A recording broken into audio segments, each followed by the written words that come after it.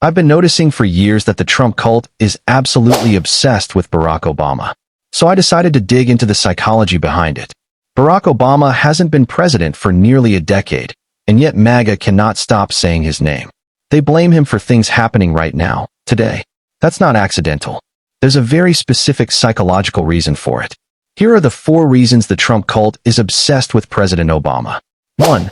The psychological wage of whiteness. In 1935, sociologist W.E.B. Du Bois studied poor white Americans and found something remarkable. Even white Americans with no money, no power, and no influence felt superior to black Americans. Not because they had earned anything, but because for 250 years, every institution around them confirmed it. The law said it. The church said it. The culture said it. Du Bois called this the psychological wage of whiteness. It was an invisible status floor, something white Americans could stand on without ever having built it themselves. Then Barack Obama became president. He didn't just win an election. He occupied the highest status position in the entire country. That floor didn't crack. It shattered. And when a status floor breaks, people don't quietly adjust their worldview. They rage. Obama took something millions of people were depending on without even realizing it. They never earned it, but the moment he won, they were convinced it had been stolen. And they've been trying to reclaim it ever since. 2. Social identity threat. Psychologist Henri Tajfel at the University of Bristol spent years studying how people react when an outsider outperforms the group. What he consistently found was that the reaction isn't admiration. It's hostility. He called it social identity threat. A failed black president would have confirmed every belief the MAGA cult already held. But Obama wasn't a failure.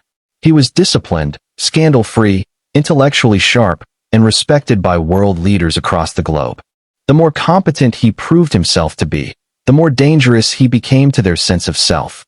Not because of a single policy, because his very existence contradicted everything they believed about how the world was supposed to work. He wasn't supposed to be better. He wasn't supposed to carry himself with grace and intelligence and still come out on top. And yet he did. That doesn't just fade from memory. When people who consider themselves superior watch someone they considered inferior exceed them at the highest level, they don't feel inspired.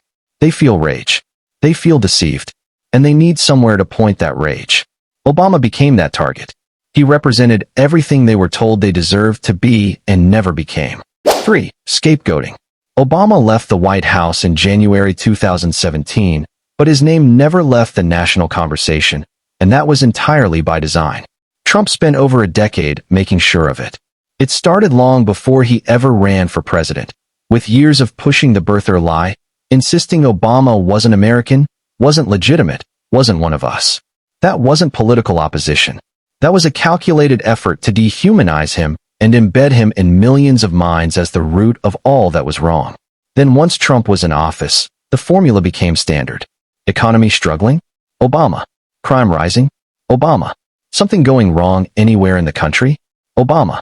Psychologists call this scapegoating. You assign one figure as the concentrated source of all fear and frustration, and suddenly the chaos feels manageable. It feels like understanding. It isn't. Trump didn't just keep Obama's name alive. He spent more than a decade constructing him as the villain of an ongoing story. And to the cult, that story hasn't ended. It's still going. 4. Cognitive dissonance. Here's what made the obsession stick permanently. They couldn't call Obama corrupt. There were no scandals. They couldn't call him incompetent. The record wouldn't allow it. They couldn't even call him unpresidential.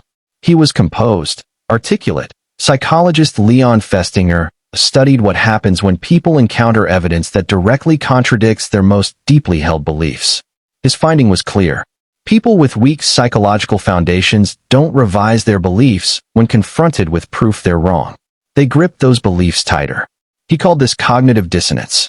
The MAGA cult was left holding a belief system that Obama's entire career actively disproved, and instead of resolving that by updating what they believed, they resolved it by intensifying the hatred. The obsession stopped being political a long time ago. It became psychological, and psychology doesn't have an off switch. So it bleeds out as obsession, as rage, as an inability to stop saying his name even years after he left office.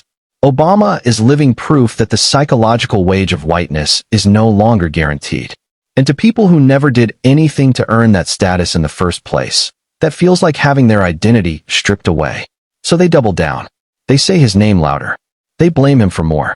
There's even a term for it now, Obama derangement syndrome, because Obama didn't just win a presidency. He dismantled a hierarchy millions of people believed was permanent. And they have spent every year since trying to convince themselves and everyone around them that it still is.